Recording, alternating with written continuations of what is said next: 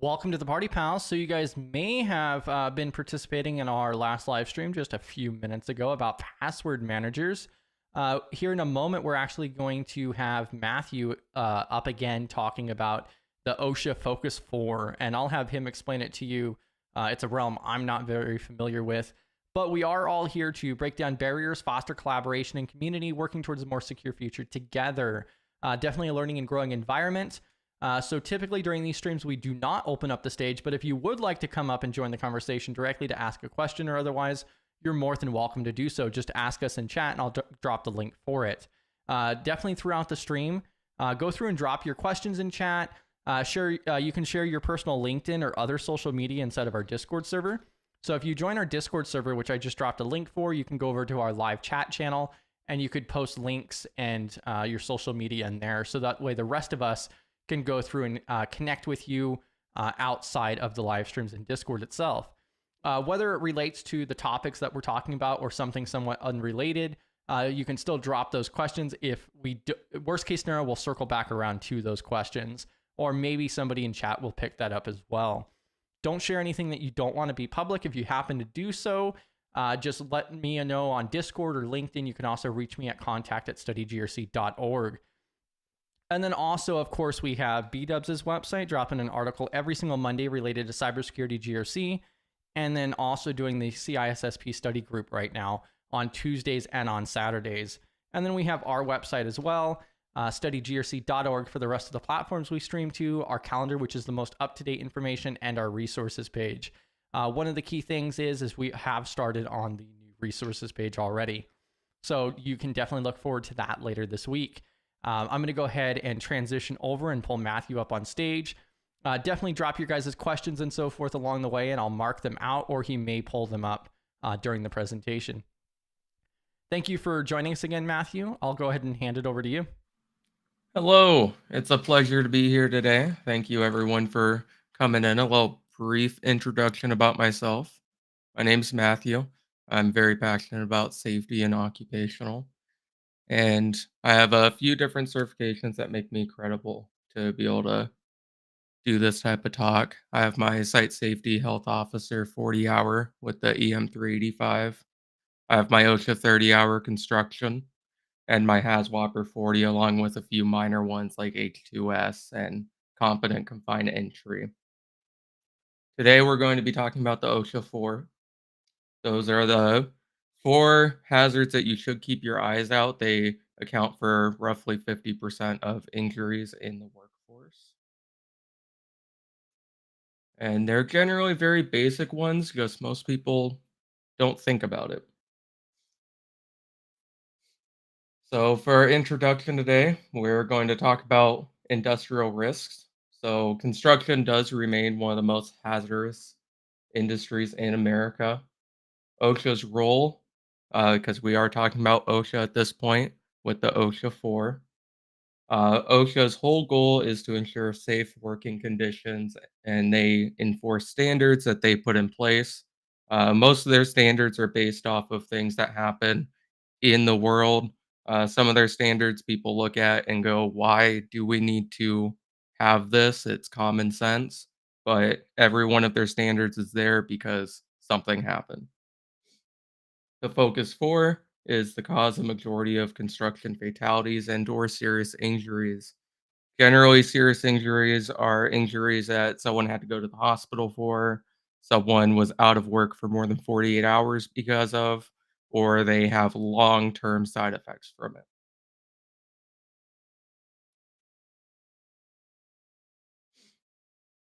So we are also going to be adding something to this. So generally, when we talk about the Focus Four, we sometimes will throw in the Focus 5 instead. The Focus 5 will be adding chemical, such as chemical spills, silica dust, some environmental hazards. Just another thing to keep your eye out for, especially if you're going to be working around chemicals or hazardous materials. The Focus 4 is a standard framework. It goes over falls, electrocution, stuck in and caught in between hazards. The approach This approach maintains OSHA's core focus, which is making the workplace safer. We want everyone showing up to work and leaving the same way. So the focus five is going to be falls, electrocutions, struck by, caught in between, and then the hazardous exposures. Falls can be anything from losing balance when you're walking or tripping over your shoelace or something along those lines to not having fall protection systems and stepping over a ledge and suffering serious injuries from that. A lot of electrocutions happen from people not wearing proper PPE or not taking the proper safety measures like lockout, tagout systems, and then they pay the consequences for those. Struck by is not a extremely prominent issue. It has gotten better, but there's a lot of easy ways to avoid being in a struck by or a caught in between hazard. Generally, caught in betweens is going to be if you pretty much any situation where you're caught in between something, whether it's machining or you're struck by a forklift and you're wedged in between the forklift and the wall, that would be considered caught in between. And then we have hazardous exposures. So any contact with a harmful substance or environmental condition that's hazardous to your health. And that can be anything from it causes a rash on your body to it causes a severe reaction that requires hospitalization. So, with the statistics, I talked about this a little bit in our introduction. So, the Focus Four is accounts for roughly 50% of construction fatalities and serious injuries. Hazardous exposures, on the other hand, they get kinda tricky to track because you can inhale stuff like silica dust and not have really any symptoms for a while, and those symptoms could end up being very prolonged and could last a couple years, could last your whole life, and we don't want that, so it's something that we all need to keep in mind. Now we'll start going into the hazards themselves and ways that they happen and ways we can prevent them. So our first one is going to be hazard one falls. So common situations it'll happen is unprotected roof ledges, unsafe scaffolds. If your scaffold is not set up by a competent person and maybe they forget a bolt or something, improperly secured ladders, and also with that is not doing a safety inspection on your ladders beforehand. You should always do a safety inspection before every use on a ladder. Make sure that your grips are in place, make sure that the rails are good, that there's no type of issues with it. If you do find issues, you should not use the ladder. And then floor openings. Right here it says uncovered floor openings, but unprotected floor openings in general. Uh, Having some type of physical barrier to block someone from walking into a opening in the floor is always a good idea. And then some of our prevention methods for unprotected roof ledges, you could use guardrail systems, you can use safety net systems, fall arrest systems like a lanyard or an actual fall arrest. Uh, a lanyard will prevent the person from walking off the ledge because it won't be long enough for them to do so. A fall arrest system will allow the person to fall off the ledge, but they are designed in a way where once they start moving at a certain speed, they'll automatically lock up. So once the person falls, they'll be in a hopefully full body harness and it'll be properly secured and they will pretty much dangle there until a rescue team can get them freed. And then ensuring your employees have proper ladder training is always a good idea. You don't want to have to go through your facility or construction site and inspect every ladder yourself every single day. It's a lot better to train your employees to inspect things themselves and trust your employees to make the right judgments. So hazard 2 is the electrocution. It's a very shocking thing to happen. A lot of common scenarios is making contact with overhead power lines. Damaged extension cords are very, very common, especially on construction sites.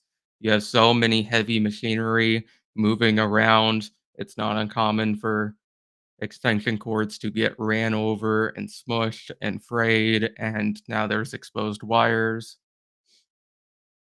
And then faulty electrical tools. I haven't personally seen that happen where we've had faulty tools and it's electrocuted someone, but it can happen.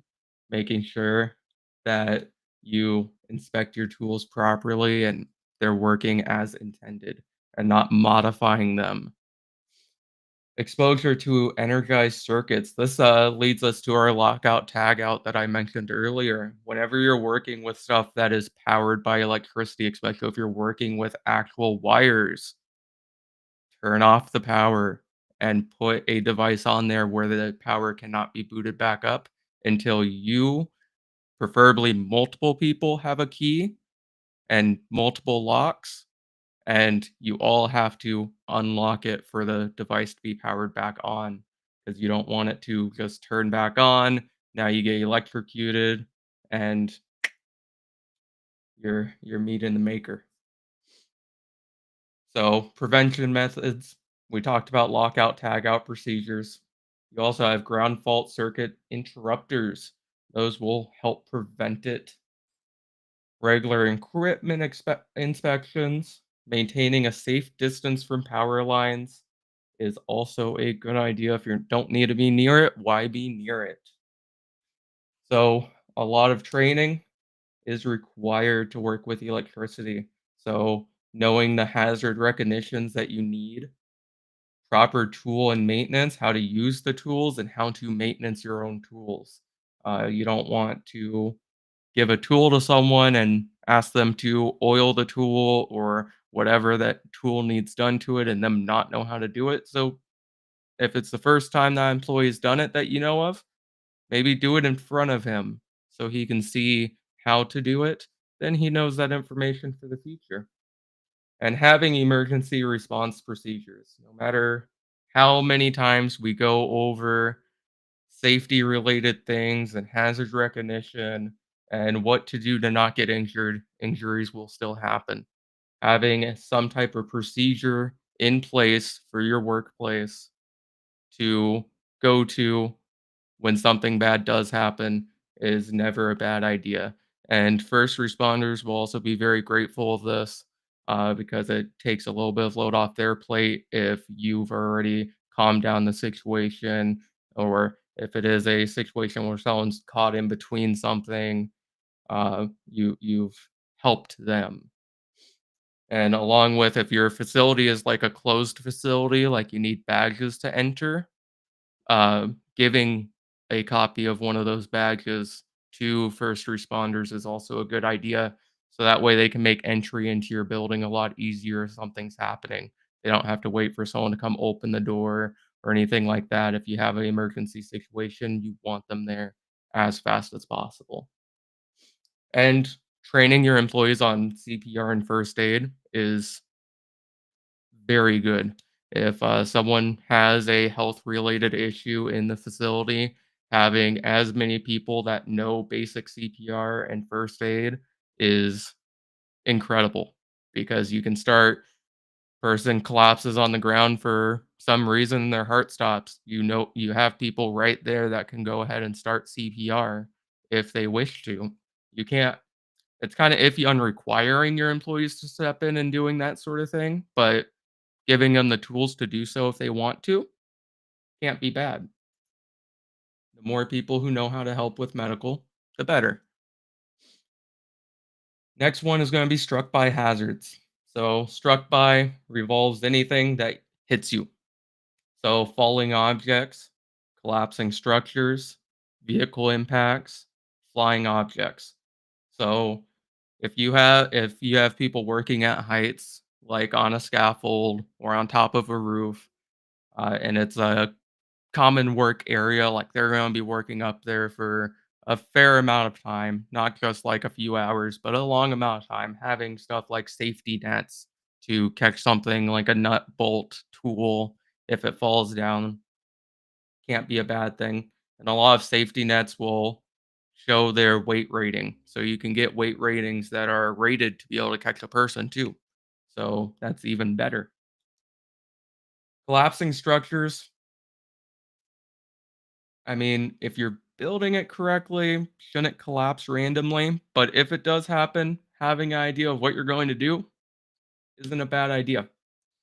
That sort of thing. There's not really a response team that you can really set up to really help with that too much. But having basic medical will help with that. Vehicle impacts are extremely common in construction. A lot of people don't gauge the way the booms are going to turn and machinery backing up randomly and teaching your drivers because ultimately it is their responsibility to not hit anyone. So teaching your drivers to always be looking, keep your head on a swivel, having good situational awareness, but also teaching your ground people who would be working near them to have very good situational awareness too and be aware of what the operator's about to do and what they're going to be doing, along with giving them high visibility items. So we've seen some companies have like a flag for the people that would be around there that will get like placed on their shoulder so the driver can see them better, or wearing high vis vests or a high vis hat just to improve their visibility a little bit more to try to avoid it. And having alarm systems on your vehicles too, like when you put your vehicle in reverse, it'll start beeping, give that audible awareness to everyone around that this vehicle is going to be going backwards. Flying objects, so that we're talking about like if you're screwing a bolt and debris flies off. Bolt gets over tightened and debris flies off. You're using a sawzall and you have debris flying everywhere. That little bit of material can cause a lot of harm, along with machines. So machines, if you have something break on them and it's a moving part, there can be a lot of force behind that, and it can get lodged into someone. Could be a very serious medical issue. And the small debris from like sawzalls cutting wood or metal, those can cause little tiny bits that can fly in people's eyes and make them blind the rest of their life.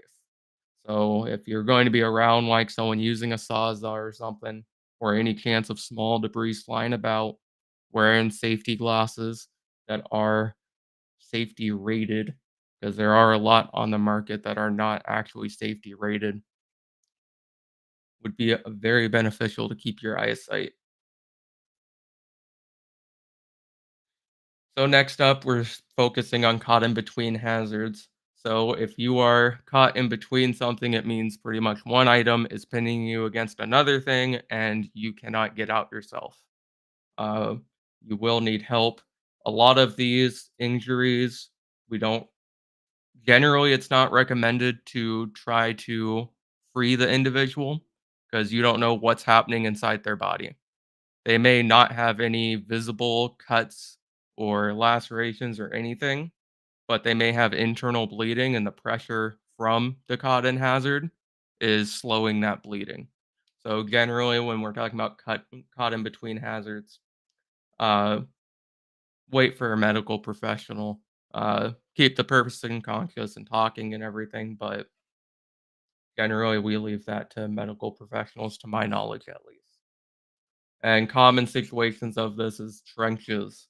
So if you don't have proper shoring and your soil, like if your soil was not properly evaluated and your shoring is not correct, it can cause a cave-in hazard, which will cause a caught in between hazard.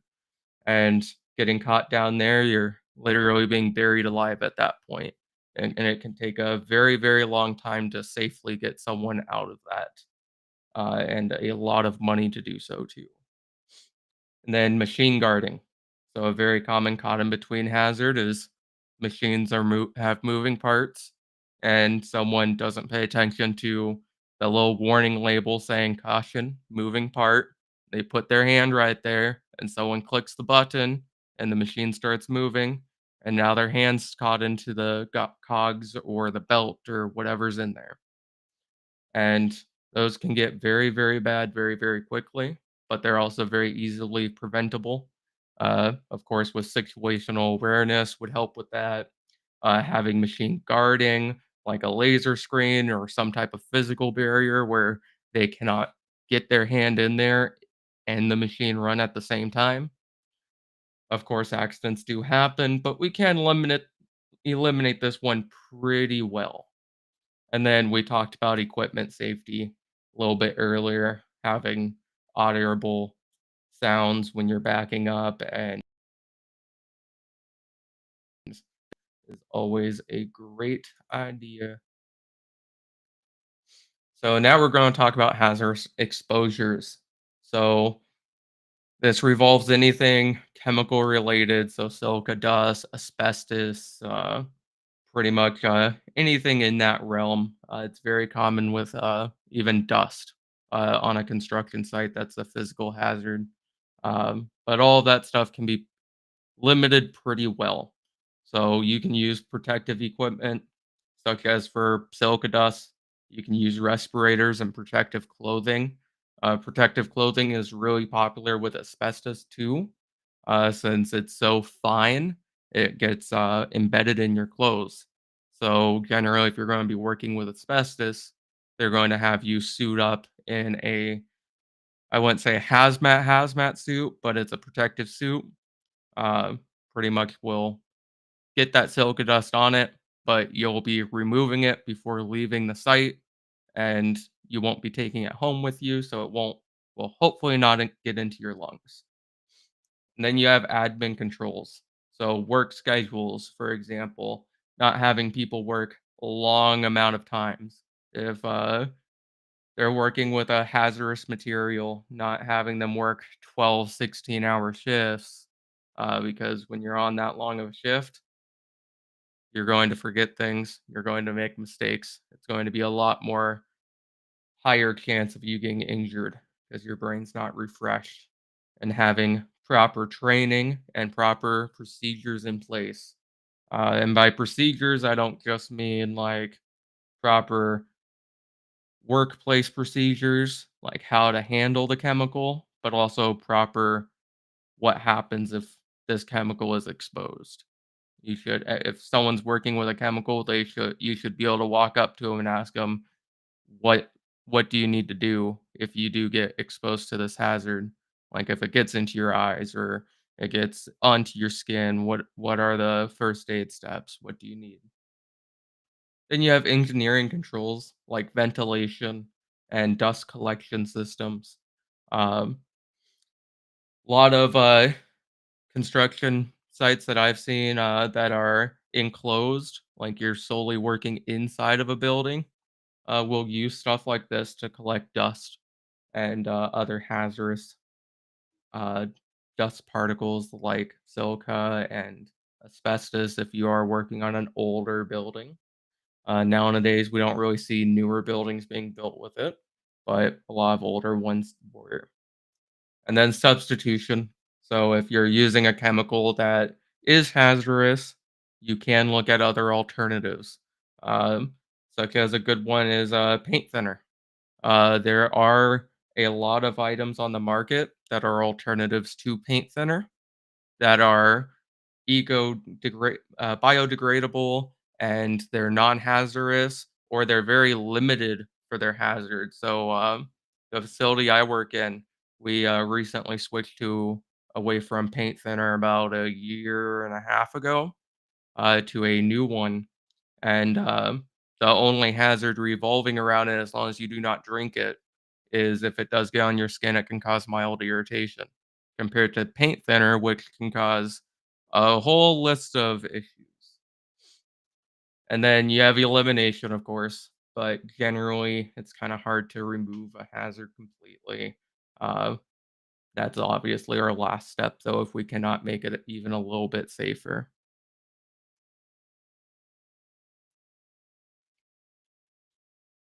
And then we have preventing focus hazards. So we just spoke about that a little bit in the previous slide, but this is generally what we would be going for is PPE, then admin, and engineering controls. Uh, so we generally don't want to go outside of these because then we go into elimination and replacement and stuff like that, which can be very, very difficult. So we focus on these three to begin with. And if we can't resolve it, then we'll move on. So, and these are the OSHA standards that are revolving around the Focus Four. Uh, well, Focus Five at this point. So we have falls, which is regulated by OSHA for 29 CFR 1926, subpart M, which states the fall protections that are needed at 6 feet or above. OSHA doesn't generally require any fall protection under 6 feet. So, because the likelihood is slim, if you do fall from 3, 4, or 5 feet, you're still going to get injured. Have safety in mind when you're working at any type of height, but more than 6 feet is what OSHA regulates. And they do have special circumstances too, but that would be a whole nother video. And then we have electrocution, which is regulated by 29 CFR 1926, subpart K, which covers the grounding requirements and GFCI use. We have struck by hazards, which is regulated by 29 CFR 1926.100, which covers PPE, so hard hats and securing material and stuff like that when you're talking about working at heights. Having lanyards on your tools, for example, is recommended. Then caught in between hazards, which is regulated by 29 CFR 1926, subpart O and P, which regards the trench protection and machine guarding. And then we have the exposures. So that revolves around your chemical exposures and stuff like that, which is 29 CFR 1926, subpart D. Exposure that will cover exposure limits, and they'll have listed what the chemical is and what the exposure limit is. There is also probably a database online that we can find that lists common chemicals and what their exposure limits are and what you can do to monitor them.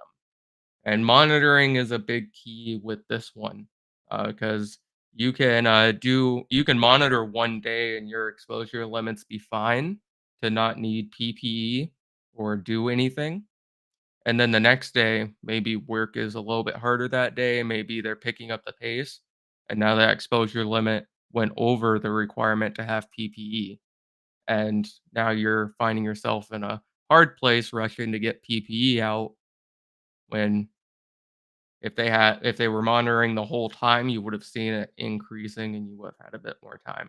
So even if you're not over the exposure limit yet, if you have the chemical or something in the facility that needs to be monitored, constant monitoring is a good idea.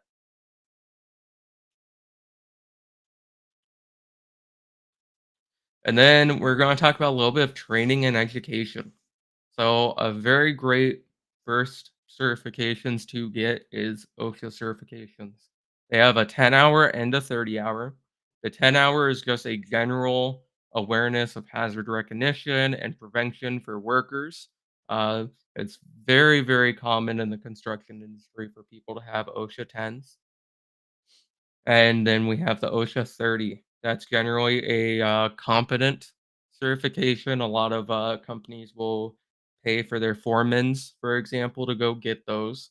It covers the stuff in OSHA 10 for hazard recognition and prevention, but it goes a little bit more in detail on it and asks some harder questions to be able to get the certification.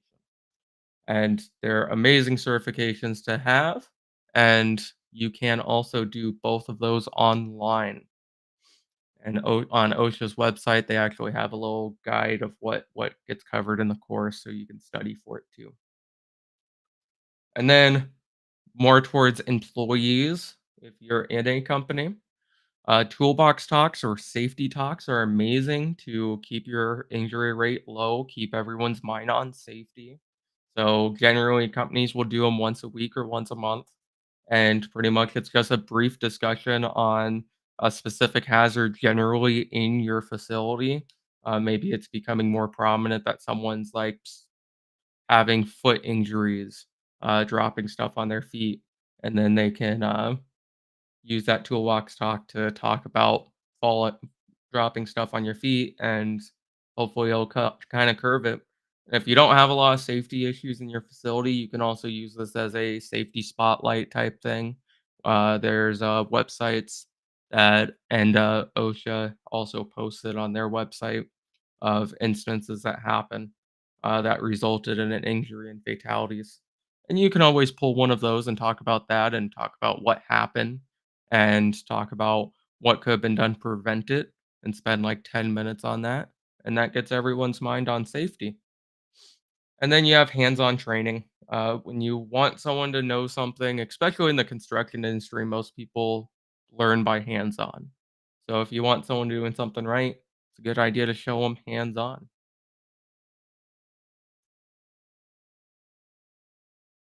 Oh, and then our next steps to be able to actually utilize the Focus 4 and Focus 5 is getting commitment from the employees themselves. So, going to employees, making sure that everyone is dedicated to safety and your safety culture is doing good. You should be able to have 24/7 vigilance and safety awareness be constant if everyone's on the same page and they keep their eyes out and they keep looking for different hazards.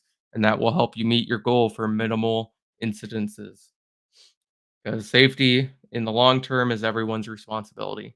Even though we have people in our facilities that it's their sole job, like our EHSs and our SSHOs and our training and standards, it's their jobs to make things safer and be safe, but it's everyone's responsibility to perform safely.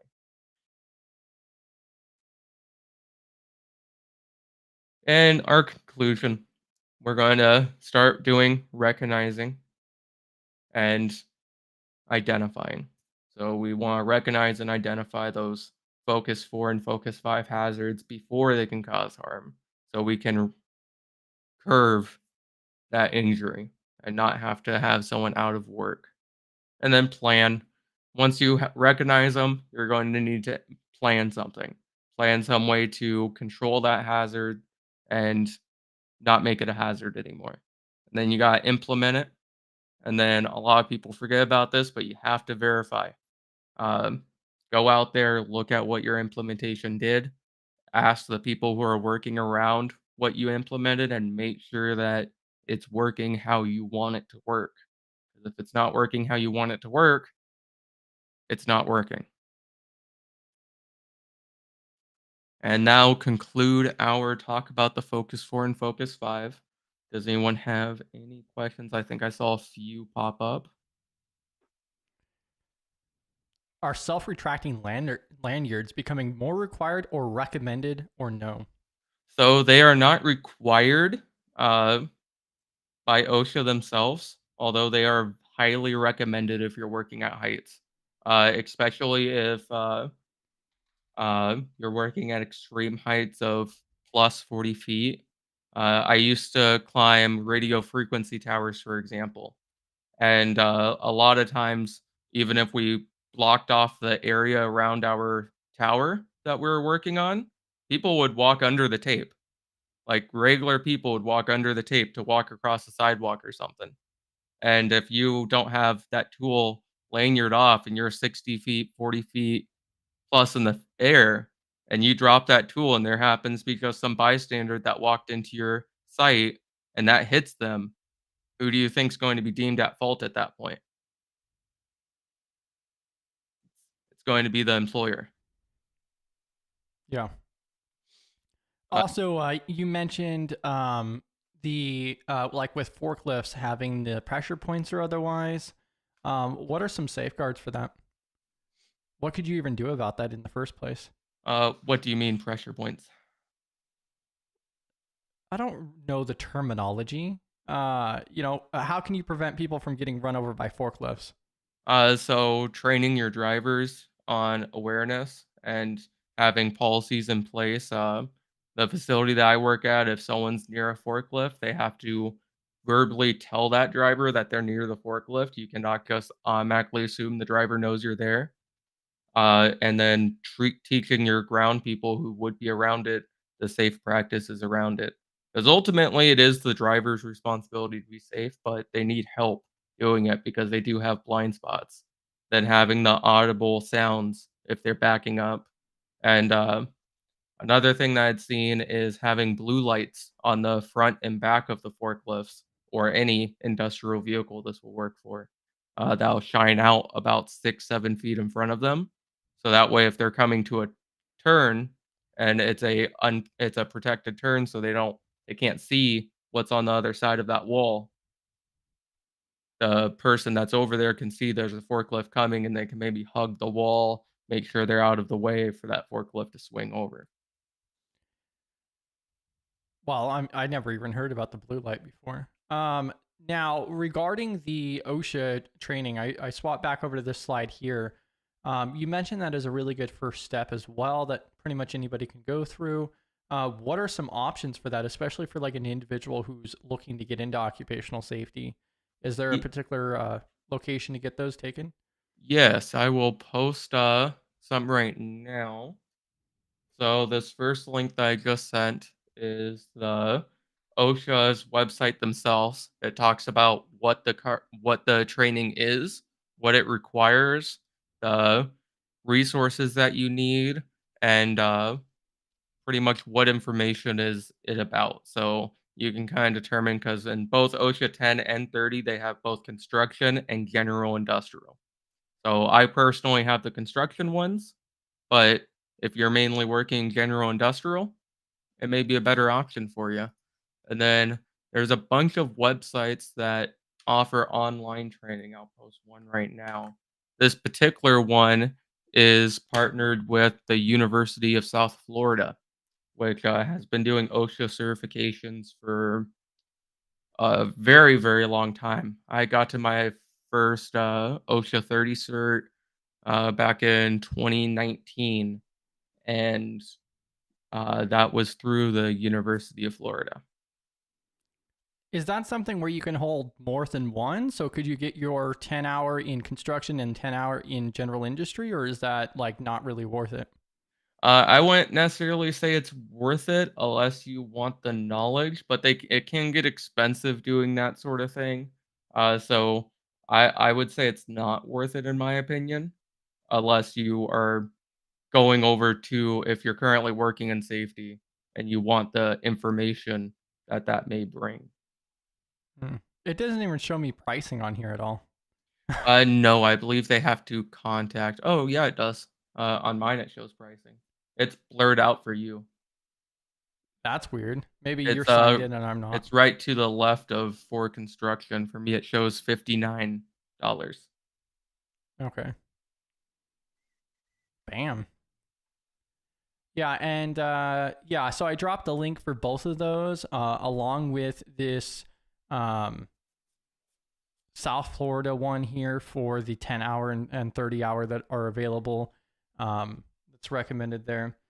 Here's another question too. So, what tools, tips, processes would you recommend for testing air quality in a facility, say during a construction project?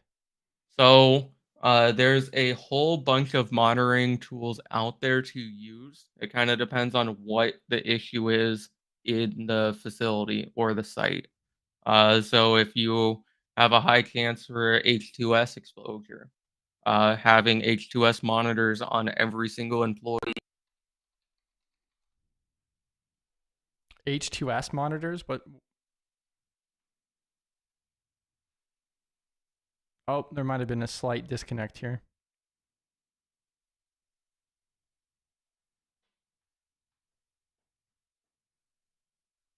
He'll probably be back here in a moment.